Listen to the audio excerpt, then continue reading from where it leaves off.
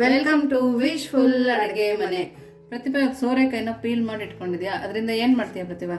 ಸೋರೆಕಾಯಿಂದ ಒಂದು ಹೊಸ ರೆಸಿಪಿನ ಟ್ರೈ ಮಾಡೋಣ. ಹೊಸ ಇಂಗ್ರೀಡಿಯೆಂಟ್ಸ್ ಸೋರೆಕಾಯಿ ಒಳಗಡೆ ಹಾಕಿಬಿಟ್ಟು ಒಂದು ಹೊಸ ರೆಸಿಪಿ ಟ್ರೈ ಮಾಡೋಣ.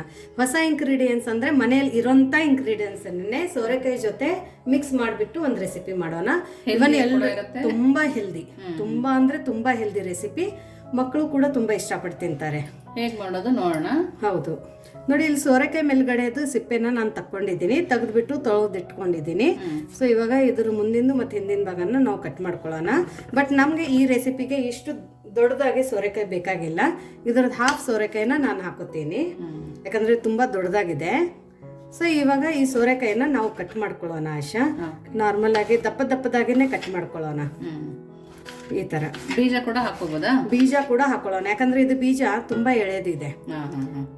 ಬೀಜ ಗಟ್ಟಿ ಇದ್ರೆ ನೀವು ತಕ್ಕೊಂಡ್ಬಿಡಿ. ಇದು ತುಂಬಾ ಇದು ಇದೆ, ಸಾಫ್ಟ್ ಆಗಿದೆ, ಎಳೆದಿದೆ. ತುಂಬಾ ಫ್ರೆಶ್ ಆಗಿದೆ ಪ್ರತಿಭಾ, ತುಂಬಾ ಫ್ರೆಶ್ ಆಗಿದೆ. ನೋಡಿ ಈ ತರ ಕಟ್ ಮಾಡ್ಕೊಬೇಕು. ನೋಡಿ ಸೋರೆಕಾಯಿನ ಆಶಾ ನಾವು ಈ ತರ ಕಟ್ ಮಾಡ್ಕೊಂಡಿದೀವಲ್ಲ, ಇವಾಗ ಈ ಸೋರೆಕಾಯಿನ ನಾವು ಮಿಕ್ಸಿ ಜಾರಲ್ಲಿ ಹಾಕೊಳ್ಳೋಣ. ಬರೀ ಸೋರೆಕಾಯಿ ಅಲ್ಲ, ಸೋರೆಕಾಯಿ ಜೊತೆ ಇಲ್ಲಿ ಇವಾಗ ನಾನು ಒಂದು ಟೊಮೆಟೊನು ತಗೊಂಡಿದ್ದೀನಿ. ಸೊ ಈ ಟೊಮೆಟೊನುವೆ ನಾವು ಕಟ್ ಮಾಡಿಕೊಂಡು ಈ ಸೋರೆಕಾಯಿ ಒಳಗಡೆ ಮಿಕ್ಸಿಯಲ್ಲಿ ಹಾಕೊಂಡು ಬಿಡೋಣ ಅಂತೆ. ನೋಡಿ ಅಷ್ಟೇ, ಇಲ್ಲಿ ಇವಾಗ ನಾವು ಟೊಮೆಟೊನು ಕಟ್ ಮಾಡ್ಕೊಂಡಿದ್ದೀವಲ್ಲ. ಸೊ ಇವಾಗ ಇದೆಲ್ಲನೂ ನಾವು ಒಂದು ಮಿಕ್ಸಿ ಜಾರಕ್ಕೆ ಹಾಕೊಳ್ಳೋಣ.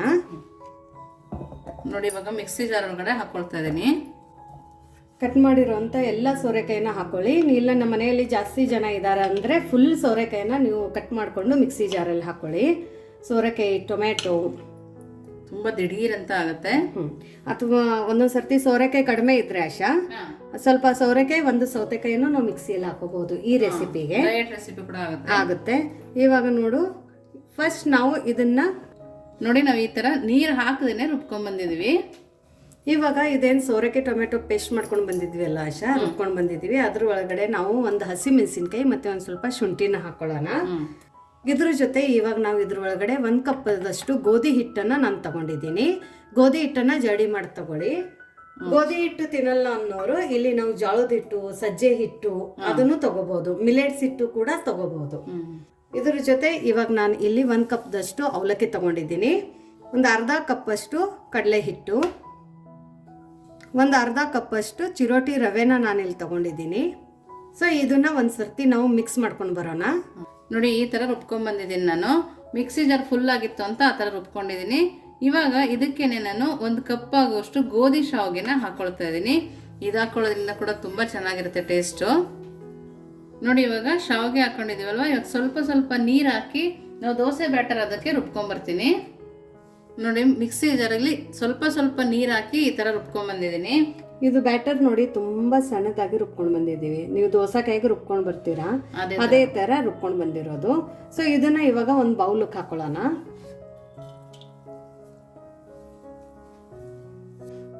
ಇವಾಗ ಇದೇ ಮಿಕ್ಸಿ ಜಾರಕ್ಕೆ ಸ್ವಲ್ಪ ನೀರನ್ನ ಹಾಕೊಳ್ಳೋಣ. ನೋಡಿ ಮಿಕ್ಸಿ ಜಾರಿಗೆ ನೀರು ಹಾಕೊಂಡು ಹಾಕೊಳ್ತಾ ಇದೀವಿ. ನೋಡಿ ಇವಾಗ ಇದನ್ನೆಲ್ಲನೂ ನಾವು ನೀಟಾಗಿ ಮಿಕ್ಸ್ ಮಾಡ್ಕೊಳ್ಳೋಣ.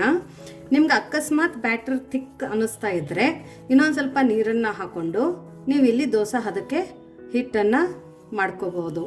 ನೋಡಿ ಈ ಥರ ನೊರೆ ಬಂದಿದೆಯಲ್ಲ, ಆ ಥರ ಬರೋ ತನಕ ನಾವು ಗ್ರೈಂಡ್ ಮಾಡ್ಕೊಬೇಕು. ಆ ಥರ ಬಂದರೆ ದೋಸೆ ಚೆನ್ನಾಗಿ ಬರುತ್ತೆ.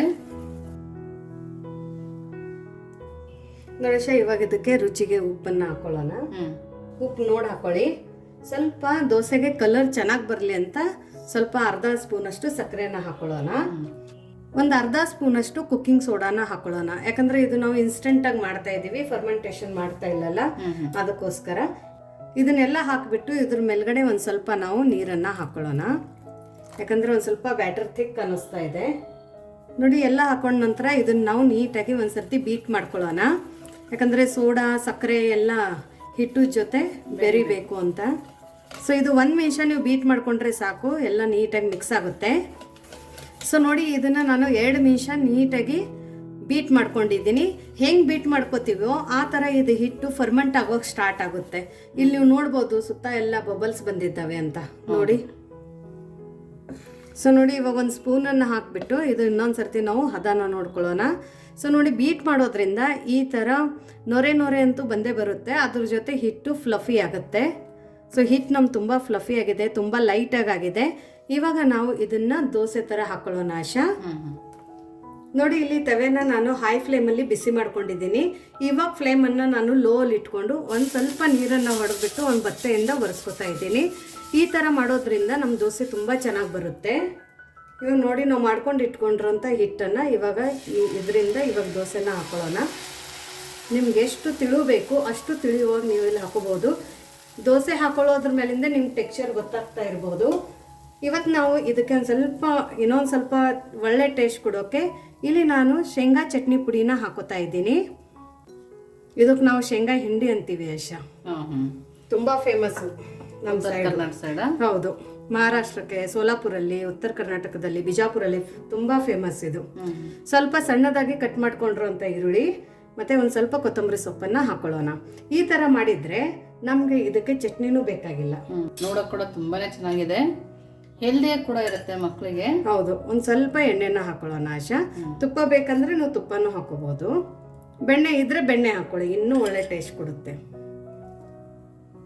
ಇವಾಗ ನಾವು ಇದನ್ನ ಹೈ ಫ್ಲೇಮಲ್ಲಿ ಬೇಯಿಸ್ಕೊಳ್ಳೋಣ. ನೋಡಿ ದೋಸೆ ಸುತ್ತ ಎಲ್ಲ ಹೇಳ್ತಾ ಇದೆ. ಇದು ಮತ್ತೆ ಆಶಾ ನಾನು ನಾನ್ ಸ್ಟಿಕ್ ತವೆ ತಗೊಂಡಿಲ್ಲ, ಕಬ್ಬಿಣದ ತವೆ ಒಳಗಡೆ ದೋಸೆನ ಹಾಕ್ತಾ ಇದ್ದೀನಿ. ಸೊ ನೋಡಿ ಇಲ್ಲಿ ಸುತ್ತ ಎಲ್ಲ ಕೆಂಪಾಗಿದೆ, ಆಮೇಲೆ ನೋಡು ತಾನೇ ಹೇಳ್ತಾ ಇದೆ, ಅಷ್ಟು ಚೆನ್ನಾಗಿ ದೋಸೆ ಬಂದಿದೆ.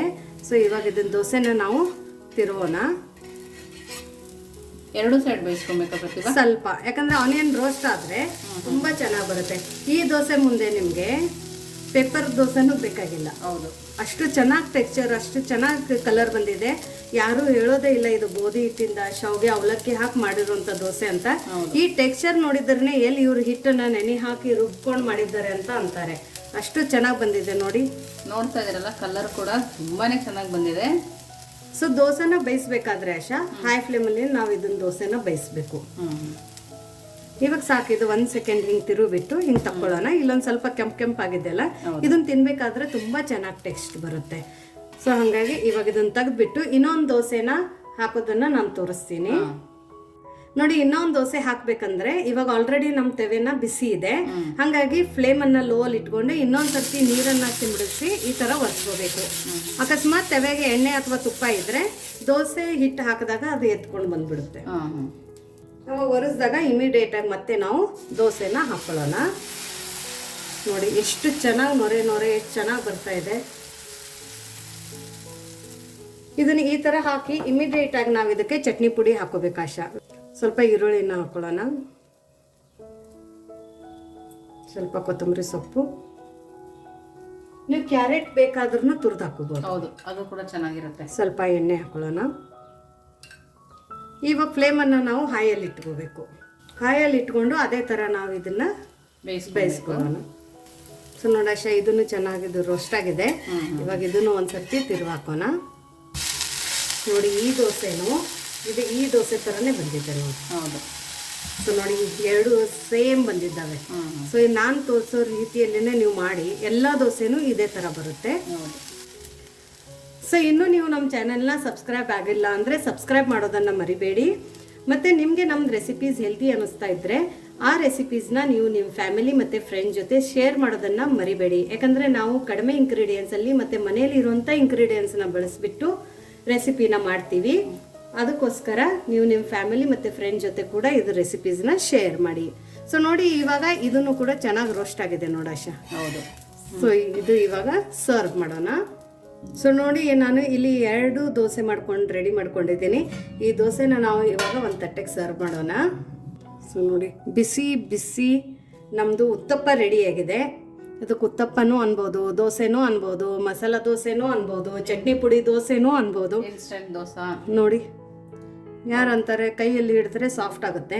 ನಿಮ್ಮ ಇನ್ನೂ ಗರಿ ಗರಿಯಾಗಿ ಬೇಕಂದರೆ ಸಿಮ್ಮಲ್ಲಿ ಇಟ್ಕೊಂಡು ನೀವು ರೋಸ್ಟ್ ಮಾಡ್ಕೊಂಡು ತಿನ್ಕೋಬಹುದು. ಅಷ್ಟು ಚೆನ್ನಾಗಿ ಬಂದಿದೆ ನೋಡಾಶ. ಚಟ್ನಿನೂ ಬೇಕಾಗಲ್ಲ, ಯಾವುದು ಬೇಕಾಗಿಲ್ಲ. ಇದನ್ನ ಈ ಥರ ಮುರಿದ್ಬಿಟ್ಟು ಮಕ್ಕಳಿಗೆ ಈ ಥರ ರೋಲ್ ಮಾಡಿಕೊಟ್ಬಿಡಿ, ಇಡೀ ದಿನ ತಿಂತಾರೆ.